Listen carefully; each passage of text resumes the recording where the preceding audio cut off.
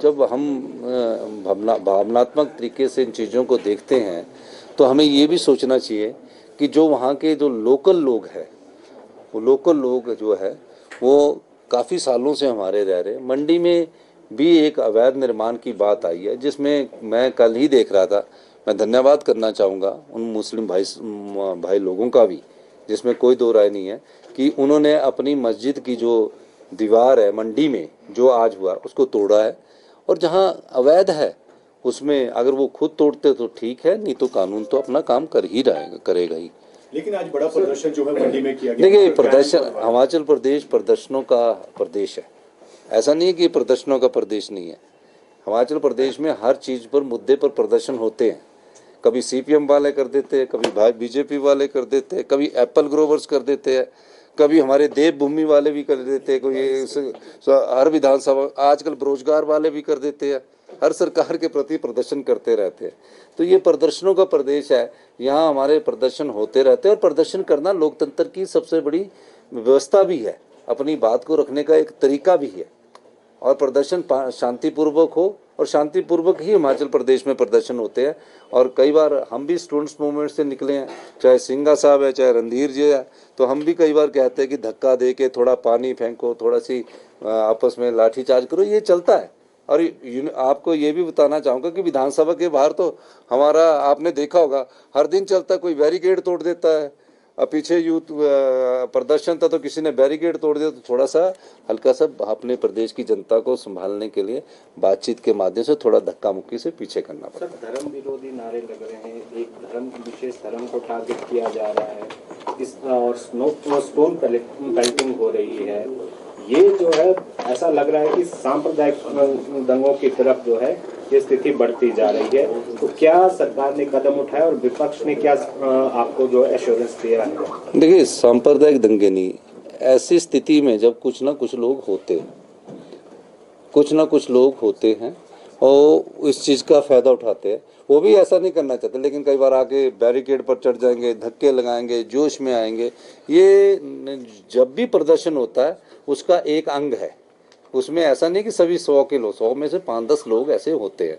तो इन चीज़ों को ज़्यादा बड़ा महत्व देना उचित नहीं होगा कि आप ये करेंगे। लेकिन कई बार होते हैं, कुछ एक शरारती लोग हर जगह होते हैं, ऐसा नहीं है।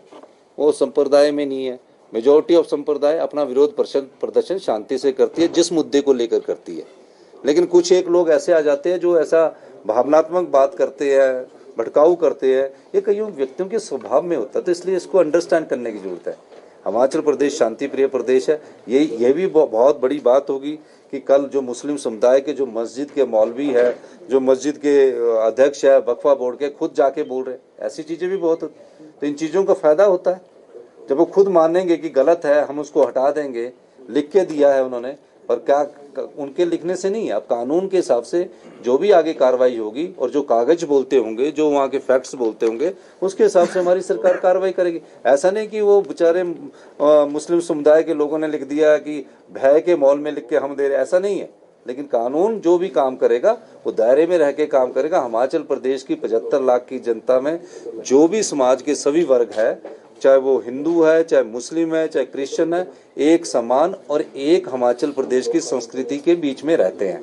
इसमें विरोधाभास जो मैं आपको बताने जा रहा हूँ, जो सीआईडी की भी इनपुट है, जो बाहर से आए हुए लोग आए हैं, उनके बीच में ये एक छोटी सी दुकान से झगड़ा स्टार्ट हुआ जो 2 समुदाय में बट गया। वो बाहर से आकर अपना व्यापार कर रहे थे। और आजकल सेब सीजन चलता है, सेब सीजन में हमारे यहाँ बहुत बाहर से लोग आते भी है। दूसरा स्ट्रीट वेंडर्स के लेकर है, स्ट्रीट वेंडर्स को लेकर है, जो कि मूल समस्या का हल है। और ये तीसरा, जो हाँ भी अवैध होता है, चाहे कोई कहीं भी होगा, उस पर जो कानून कहता है उसके हिसाब से कार्रवाई। और रजिस्ट्रेशन शुरू कर दिया था। वो तो अब कमेटी है। मैंने तो ये कहा कि मैंने तो विधानसभा में कहा कि कांग्रेस बीजेपी के ही अब 2 ही दल रह गए, क्योंकि आज़ाद भी नहीं रहा है। तो सीपीएम और आम आदमी पार्टी को जब कमेटी बनेगी वो बुला के कुछ सुझाव देगी। पर मैं एक बात स्पष्ट कर देना चाहता हूँ, हिमाचल भी देश का अभिन्न अंग है, अखंड भारत का अंग है।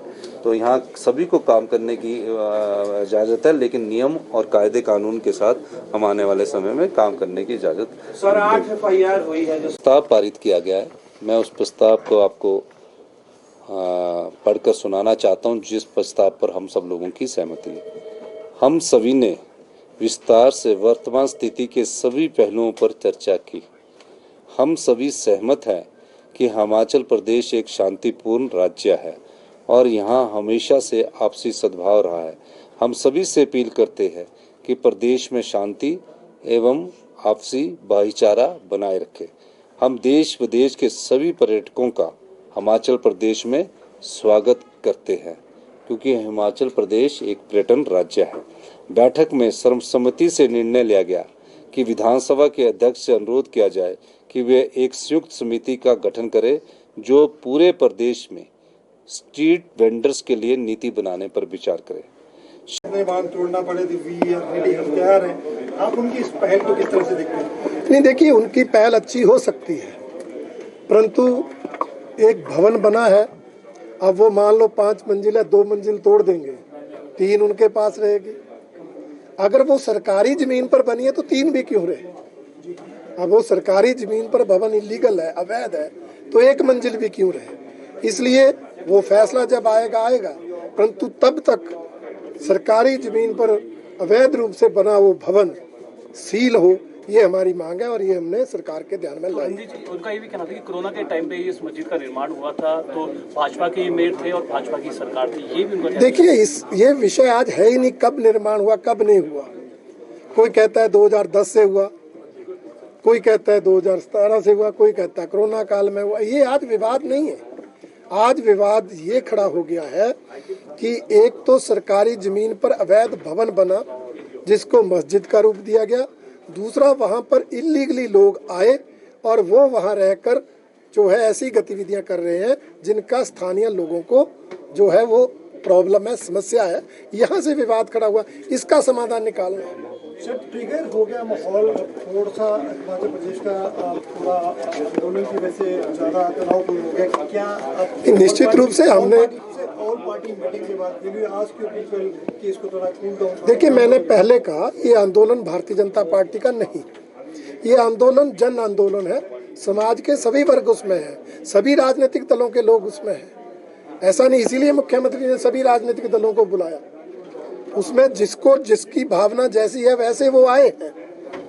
कांग्रेस के काउंसलर्स ने वो धरना शुरू किया था, ऐसा नहीं है, सभी पार्टियों के राजनीतिक। इसलिए हमने कहा है आंदोलन करना सबका अधिकार है, वो आंदोलन करें, परंतु शांति प्रिय ढंग से करें, सौहार्दपूर्ण ढंग से करें, भाईचारा बनाकर रखें। ऐसा काम ना करें कि हिमाचल की शांति भंग हो, यहाँ पर टूरिस्ट आने से घबराए, यहाँ पर किसी और व्यवसाय को करने में दिक्कत है।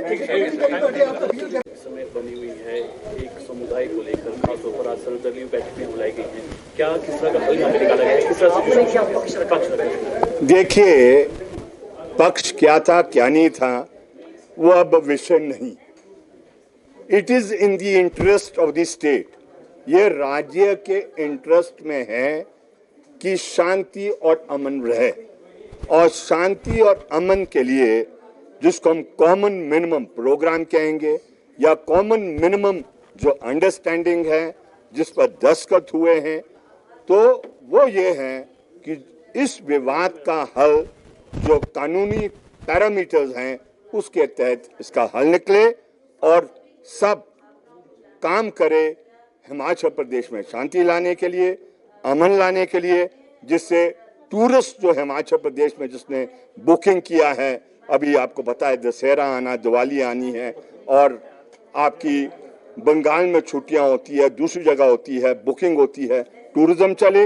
और आप पते हैं, आपको मालूम है सेब का सीजन पीक में चला है और सेब के कारोबार में आर्थी से लेकर छाबा वाला मुस्लिम समुदाय का है और सेब का कारोबार अफेक्ट ना हो उसके लिए अमन और शांति होना बहुत जरूरी है, जो सब पार्टियों ने आज सहमति उसमें रखी।